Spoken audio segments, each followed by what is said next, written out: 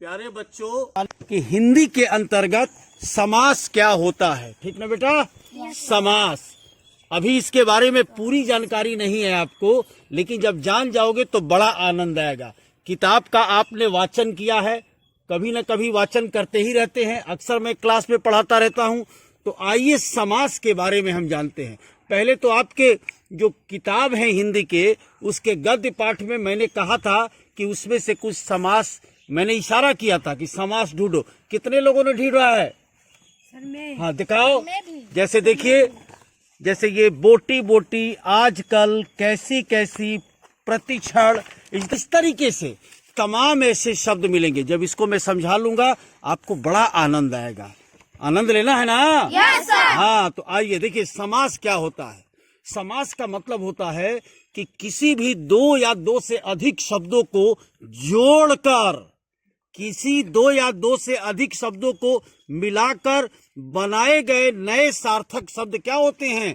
समास कहलाते हैं। इसको ऐसे समझ लो बेटा, इस तरीके से कि एक कोई चित्र है, उसको कागज पे जब चिपकाना है तो बीच में क्या लगेगा? फेविकोल लगता है ना? इसी तरीके से समझ लो कि दो शब्दों को एक साथ मिलाकर एक नया शब्द हमको बनाना है। और जो फेविकोल की बात कहा है ना, कहीं कहीं इसमें कारक शब्द का प्रयोग होता है। एक दिन हल्का सा बताया था। आइए मैं देखता हूं।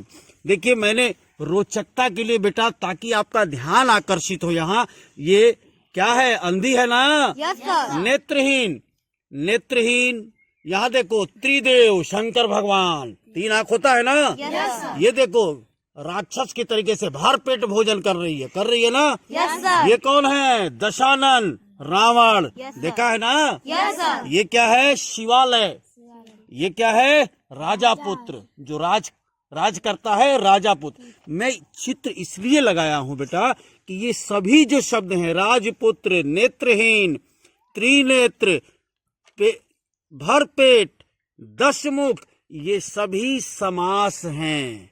अब समास में क्या क्या चीजें हमको जानना है, आइए इसके बारे में हम ठीक से देखते हैं। जैसे समास में, पहले इस पेज को छोड़ देते हैं, यहां देखते हैं समास के मुख्य तत्व। ये याद रखना, समास में चार चीजें प्रमुख है बेटा। ये एकदम कान खोलकर सुन लो। समास के अंतर्गत देखो, समास को संक्षेपीकरण जितना संक्षेप कर सकते हो। समस्त पद आता है एक, याद रखना होगा। समस्त समास प्रक्रिया में बना हुआ नया शब्द समस्त पद कहलाता है। उसके बाद पूर्व पद यानी प्रथम पद, उसके बाद उत्तर पद, उसके बाद समास विग्रह। मैंने यहां लिखा है, किसी भी हिंदी गद्य से, ये जो कहानी किताब है ना आपकी हिंदी की, प्रज्ञा वगैरह, इसमें गद्य से समास को पहचानने की कोशिश करना है। पढ़ पढ़ के जब समझा लेंगे तो आप छांटोगे। अभ्यास ही कठिन से सरल की ओर ले जाता है। जो चीज कठिन लगती है बार बार करो। देखिए, उदाहरण मैं समझा रहा हूं इसमें, ये चार चीजें हैं, इसी पर ध्यान देना है।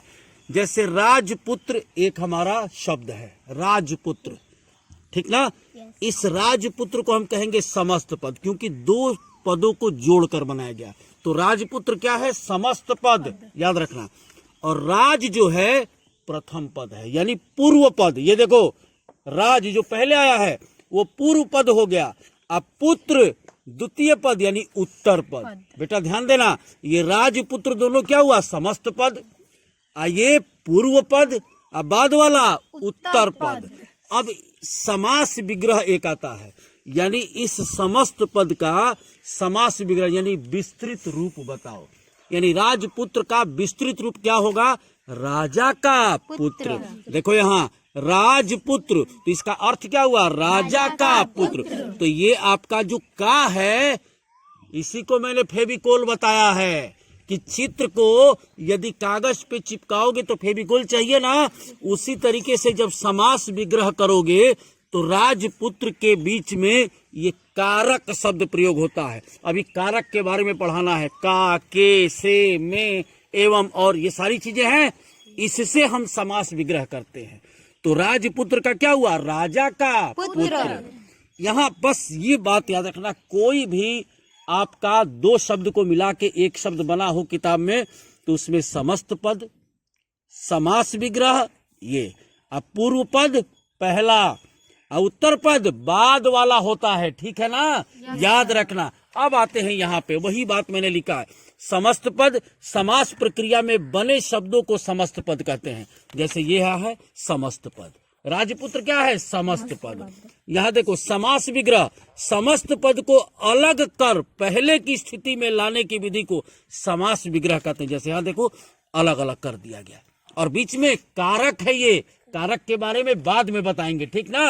अब आइए तीसरा देखिए साहब आपका, ये जैसे समस्त पद में दो पद होते हैं, पूर्व पद और उत्तर पद। जैसे ये प्रतिदिन है तो ये प्रति क्या हो गया, पूर्व पद हो गया, और दिन क्या हो गया, उत्तर पद हो गया।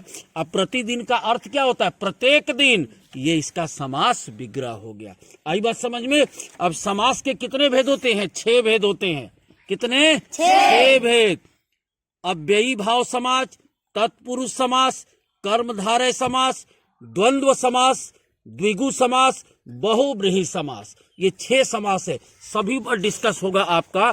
अब मैं आपको यहाँ इन चारों चीजों पर प्रकाश यहाँ डाल रहा हूं। देखो यहाँ ध्यान देना, ये सब आपके परीक्षा में पूछेगा। समस्त पद आपने कहीं ना कहीं पढ़ा होगा, यथाशक्ति, आजन्म, नीलकंठ, लंबोदर, महादेव, क्रोधाग्नि, चौराहा, नवरत्न, रात दिन, भाई बहन, राजकुमार, गुणहीन, चौमासा, ये शब्द सुना है ना बेटा। Yes sir. तो इन्हीं शब्दों को हम समस्त पद कहेंगे। और जब अलग करेंगे तो देखो पूर्व पद क्या हुआ, पहला वाला, उत्तर पद क्या हुआ, ये दूसरा वाला।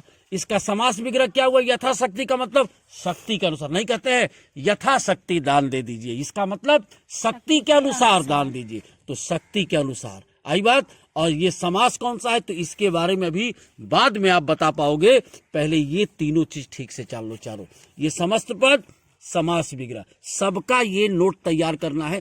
भाग 2 में हम इसके भेद पर डिस्कस करेंगे। आई बात समझ में। पुनः एक बार ध्यान देना, इस पर 4 पद होते हैं, ठीक है बेटा। कौन कौन, समस्त पद बोलो, समस्त पद, पूर्व पद, पूर्व पद, उत्तर पद, उत्तर पद, समास विग्रह। समास विग्रह। क्लियर हो गया ना। Yes sir. समझ में आई बात। Yes sir. धन्यवाद।